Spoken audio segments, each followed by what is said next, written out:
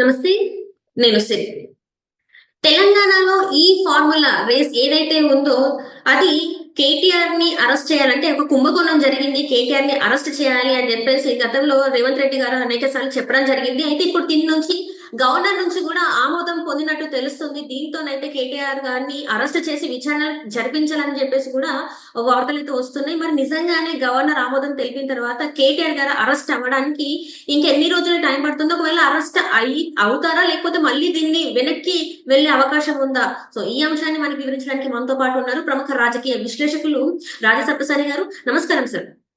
నమస్కారం సార్, ఇప్పుడు గవర్నర్ గారు అయితే కేటీఆర్ గారికి అరెస్ట్ కి ఆమోదం తెలిపినట్టు మనకి అయితే వార్తలు వస్తున్నాయి సార్. ఇంకొకటి ఏంటంటే దీంట్లో అన్ని రకాలుగా ఏవేవైతే మనకి కావాలో రేవంత్ రెడ్డి గారు ఆల్రెడీ ఫైల్ అయితే సిద్ధం చేసి దాన్ని పంపించారని కూడా తెలుస్తుంది.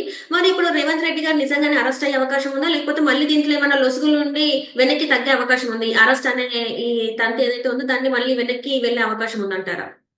ఇప్పుడు ఇక్కడ ఒక కీలకమైన అంశం ఏంటి అంటే, ఏకపక్షంగా కేటీఆర్ గారి మీద కేసు నమోదు చేసి ఆయన్ని అరెస్టు చేసి జైలు పాలు చేయడం లాంటి దుందుడుకు చర్యలు కాకుండా డ్యూ ప్రాసెస్ ఫాలో అవుతూ ఆయన రాష్ట్ర మంత్రిగా తన విధుల నిర్వహణ సందర్భంగా తీసుకున్న నిర్ణయాల ప్రాతిపదికగా ఆయన మీద కేసు నమోదు చేయాలి అనుకుంటున్నప్పుడు దానికి సంబంధించిన ఆధారాలని గవర్నర్ గారికి సబ్మిట్ చేసి అక్కడ గవర్నర్ గారి ద్వారా ఈ అంశంలో అంటే ప్రొసీజర్ వైలేషన్ జరిగింది అని చెప్పని ఆయన కన్విన్స్ అయ్యి గవర్నర్ గారు అప్పుడు ప్రివెన్షన్ ఆఫ్ కరప్షన్ యాక్ట్ లో 17A నిబంధన కింద కేటీఆర్ గారి మీద కేసు నమోదు గనక అనుమతి ఇస్తే కేసీఆర్ గారి మీద కేసు నమోదు చేయడానికి ఆస్కారం ఉంది. మనకి ఇప్పుడు వస్తున్న వార్తల ప్రకారం గవర్నర్ గారి నుంచి రాష్ట్ర ప్రభుత్వానికి కేసు నమోదుకు కావాల్సిన అనుమతులు లభించాయి అని చెప్పని వార్తలు వస్తా ఉన్నాయి.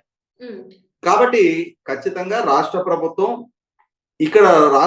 విచక్షణ ఎందుకనంటే కేటీఆర్ గారి వెర్షన్ వింటా ఉంటే మనం ఆయన ఏం చెప్తా ఉన్నారు, నేను రాష్ట్ర బ్రాండింగ్ ప్రమోషన్ కోసం ఒక ఈవెంట్ తలపెట్టుకున్నది వాస్తవం. ఫార్ములా ఈ రేసు హైదరాబాద్ లో కాన్సెప్టలైజ్ చేసాం, దాన్ని ఎగ్జిక్యూట్ చేసాం. ఈ ఎగ్జిక్యూట్ చేసే ప్రాసెస్ లో మీరు చెప్తున్నట్టుగా ప్రొసీజర్ వైలేషన్ ఏదైనా జరిగింది, చెల్లింపుల ప్రక్రియ హెచ్ఎండిఏ అనుమతి లేకుండా మున్సిపల్ అడ్మినిస్ట్రేషన్ మినిస్టర్ గా నా ద్వారా ఆ చెల్లింపులు జరిగాయి అనుకున్నప్పుడు ఆ జరిగిన చెల్లింపులు వెనకున్న మా ప్రభుత్వ చిత్తశుద్ధిని గమనించాలి తప్ప అక్కడేదో అవినీతి జరిగింది, దాని నుంచి ఏదో కుంభకోణము లబ్ధి ఆర్థిక ప్రయోజనం చేకూరిందని కాదు.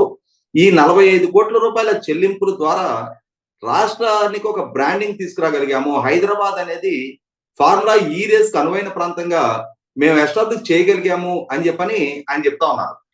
అదే సందర్భంలో ఆయన ఇంకా కొన్ని అంశాలు కూడా గతంలోనే కోట్ చేయడం జరిగింది. చంద్రబాబు నాయుడు గారు ఉమ్మడి రాష్ట్ర ముఖ్యమంత్రిగా ఉన్న రోజుల్లో దాదాపుగా 3,000 ఎకరాలని ఫార్ములా 1 రేస్ కోసం అని చెప్పని ఆ రోజు చంద్రబాబు నాయుడు గారి ప్రభుత్వం కేటాయించడం జరిగింది. చంద్రబాబు నాయుడు గారు స్వయంగా మైకేల్ షూమేకర్ గారిని కలిసి ఆంధ్రప్రదేశ్ రాష్ట్రంలో హైదరాబాద్ నగరంలో ఫార్ములా 1 ఏర్పాటు చేయడం కోసం వారిని ఒప్పించడం జరిగింది. దానికి కావాల్సిన భూ కేటాయింపులు కూడా చేయడం జరిగింది. కానీ 2004లో కాంగ్రెస్ పార్టీ రాజశేఖర రెడ్డి గారి నాయకత్వంలో అధికారంలోకి వచ్చిన తర్వాత ఆ కేటాయింపులు రద్దు చేశారు. ఇక్కడ గమనించుకోవాల్సింది ఏంటి అంటే కొన్ని అంశాలని రాజకీయాలకు అతీతంగా చూడాల్సిన అవసరం ఉంటుంది. ముఖ్యంగా క్రీడల లాంటి అంశాలని వాటిని ఆదాయ వనరుగా పరిగణించడానికి ఆస్కారం లేదు. అది జాతి రాష్ట్ర గౌరవానికి సంబంధించిన అంశాలు. ఇప్పుడు చంద్రబాబు నాయుడు గారు ఆల్ ఇంగ్లాండ్ బ్యాడ్మింటన్ ఛాంపియన్ నెగ్గిన పుల్లెల గోపీచంద్ గారికి గచ్చిబౌలి ప్రాంతంలో ఆ రోజు 5 ఎకరాల భూమి కేటాయించడం జరిగింది. ఆ కేటాయించిన ప్రాంతంలో అకాడమీ ఏర్పాటు చేసిన పుల్లెల గోపీచంద్ గారి నేతృత్వంలో సైనా నెహ్వాల్ అయినా, పివి సింధు అయినా, కిడాంబి శ్రీకాంత్ అయినా ఇటువంటి ఒలింపియన్లు తయారయ్యారు. ఆ అకాడమీ నుంచే వీళ్ళందరూ ఎమర్జ్ అవడం జరిగింది. అటువంటి విలువైన ప్రాంతంలో గోపీచంద్కి ఎందుకు అకాడమీకి భూమి ఇవ్వాలి అని అంటే క్రీడలని లాభాపేక్షతో కాకుండా జాతి ప్రైడ్ గానే మనం భావించాల్సి ఉంటుంది.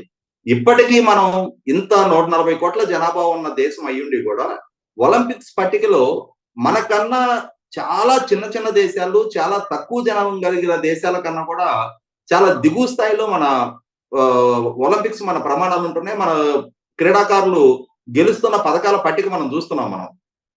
ఇటువంటి స్థితిలో ఖచ్చితంగా క్రీడలను వచ్చేటప్పటికి అది ఆయా దేశాలకు ఒక బ్రాండింగ్ అనే పరిగణించాల్సి ఉంటుంది. ఇటువంటి స్థితిలో ఆ రోజుల్లో గచ్చిబౌలి స్పోర్ట్స్ కాంప్లెక్స్ నిర్మాణం చేసి చాలా ప్రతిష్టాత్మకంగా జాతీయ క్రీడల నిర్వహణ జరిగిన తర్వాత చంద్రబాబు నాయుడు గారి నేతృత్వంలో ఒలింపియన్స్ ని తయారు చేయాలనే ఉద్దేశంతో క్రీడా శిక్షణ కోసం అని చెప్పని ఐఎన్జి భారత్ వాళ్ళకి ఒక 2 ప్రాంతాల్లో 800 ఎకరాల భూమి కేటాయించడం జరిగింది. కానీ తర్వాత అధికారంలోకి వచ్చిన రాజశేఖర రెడ్డి గారి ప్రభుత్వం, కాంగ్రెస్ నాయకత్వం అప్పటికి అంటే వాస్తవంగా ఈ కేటాయింపులు చేసే నాటికి financial district, cyber towers, hitech సిటీయో ఆ ప్రాంతమే అభివృద్ధి చెందల. కానీ ఎప్పుడైతే అభివృద్ధి చెందుతూ ఆ ప్రాంతం ముఖచిత్రం మారటం మొదలైందో కాంగ్రెస్ ప్రభుత్వం దాన్ని రియల్ ఎస్టేట్ వాల్యూతో లెక్కేయడం జరిగింది. లెక్కేసి మనం చూసాం అసెంబ్లీలోనే ఆ రోజు ఆర్థిక శాఖ మంత్రి రోసే గారు చంద్రబాబు నాయుడు గారు ఇంత విలువైన భూములు క్రీడల పేరిట కేటాయింపులు చేసి చాలా అన్యాయం చేశారు అంటే ఆయన భూమి వాల్యూ లెక్కేశారు తప్ప ఆ భూమిలో అక్కడ ఎస్టాబ్లిష్ అయ్యే నైపుణ్య శిక్షణ ద్వారా దేశానికి ఎటువంటి క్రీడాకారులని తయారు చేయడానికి ఆస్కారం ఉంది, వాళ్ళ ద్వారా దేశ ప్రతిష్ట ఏ విధంగా ఇనుమడింపడానికి ఆస్కారం ఉంటుంది. ఆ ఈ క్రీడాకారుల స్ఫూర్తితోటి దేశంలో మిగిలిన యువతలో ఇంకెంత క్రీడల పట్ల ఆకర్షణ మొదలవుతుంది. అది దేశాన్ని యువతని క్రీడల వైపు మళ్లించడం ద్వారా ఏ విధమైన స్ఫూర్తిదాయకమైన నాయకత్వాన్ని అందించడానికి ఆస్కారం కలుగుతుంది అనే అంశాలు విస్మరించారు.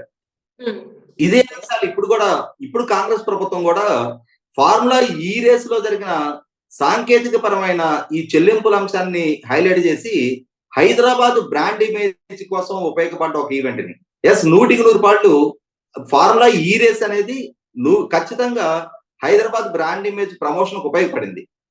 కేటీఆర్ గారితో రాజకీయంగా విభేదించవచ్చు, నేను కేటీఆర్ గారి రాజకీయ విధానాలతోటి నేను ఏకీభవించను. అట్లా అని చెప్పని హైదరాబాద్ బ్రాండ్ ప్రమోషన్ కోసం చేసే కృషి విషయంలో మాత్రం అది కేటీఆర్ గారు చేసినా, ఇప్పుడు రేవంత్ రెడ్డి గారు చేసినా, లేదు రాబోయే ఇంకేదైనా ఒక ప్రభుత్వం చేసినా దాని విషయంలో ఆక్షేపణ తెలపాల్సిన అవసరం లేదు. దాని మాటన అవినీతి జరిగితే ఆ అవినీతిని ఖచ్చితంగా ప్రశ్నించాల్సిందే. కానీ ఇక్కడ జరిగింది ప్రొసీజరల్ వైలేషన్ వేరు, అవినీతి వేరు. నిజంగా కేటీఆర్ గారు ఆ ఫార్ములా ఈ రేస్ ద్వారా తనకి వ్యక్తిగతంగా ఆర్థిక ప్రయోజనాలు చేకూర్చుకున్నారు.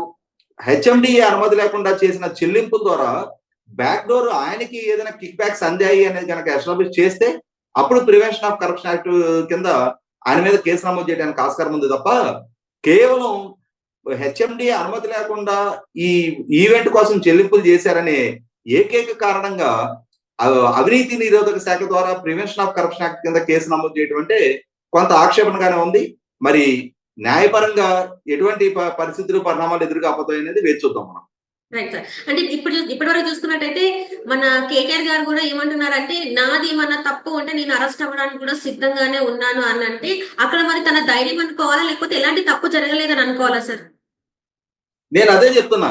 ఇక్కడ ప్రొసీజర్ వైలేషన్ ఒక అంశం, రెండోది వచ్చేటప్పటికి తప్పు జరిగిందా లేదనేది. అంటే కేటీఆర్ గారు అవినీతికి పాల్పడ్డారా లేదా, లేదు ఆ చేసే చెల్లింపుల్లో కొంత అత్యుత్సాహ ప్రదర్శనతో ప్రొసీజర్ వైలేషన్ జరిగిందా. ఇక్కడ మనం ఒక అంశాన్ని పోల్చి చూడాలి. ఉండవల్లి అరుణ్ కుమార్ గారు మార్గదర్శి సంస్థ మీద అంటే మార్గదర్శి చిట్ ఫండ్స్ ద్వారా డిపాజిట్ సేకరణ చేశారు, హిందూ అవిభక్త కర్తగా డిపాజిట్ సేకరణ చేయడానికి వీల్లేదు, ప్రైవేట్ లిమిటెడ్ కంపెనీ మాత్రమే డిపాజిట్ సేకరణ చేయడానికి ఆస్కారం ఉంది, మార్గదర్శి యాజమాన్యం అనేది హిందూ అవిభక్త కర్తగా హిందూ అవిభక్త కుటుంబ యాజమాన్యం కింద ఉంది కాబట్టి రిజర్వ్ బ్యాంక్ నామ్స్ ప్రకారం డిపాజిట్లు సేకరణ చేయడానికి వీల్లేదు అంటే అక్కడ ప్రొసీజర్ గురించి మాట్లాడుతున్నారు. అదే సందర్భంలో 2,300 కోట్ల రూపాయలకి సంబంధించిన డిపాజిట్ల సేకరణకు సంబంధించిన చెల్లింపులు ప్రతి డిపాజిట్ దారుడికి చెల్లింపులు జరిగిపోయాయి. అంటే ఆ డిపాజిట్లు సేకరణ చెల్లింపుల్లో ఎటువంటి తప్పు జరగల, ఏ డిపాజిట్ దారుడికి నష్టం జరగల. కానీ ఈ ప్రొసీజర్ వైలేషన్ ప్రాతిపదికగా ఆయన మార్గదర్శి సంస్థ తప్పు చేసింది అని చెప్పని కేసు ఫైల్ చేస్తా ఉన్నాడు. అది సుదీర్ఘకాలంగా కోర్టుల్లో లీగల్ ఫైట్ నడుస్తా ఉంది. ఇక్కడ కూడా అదే అంశం. అంటే హెచ్ఎండిఏ అనుమతి లేకుండా చెల్లింపులు చేయటం తప్పు 100%, అది ఎవరు కాదనలేరు.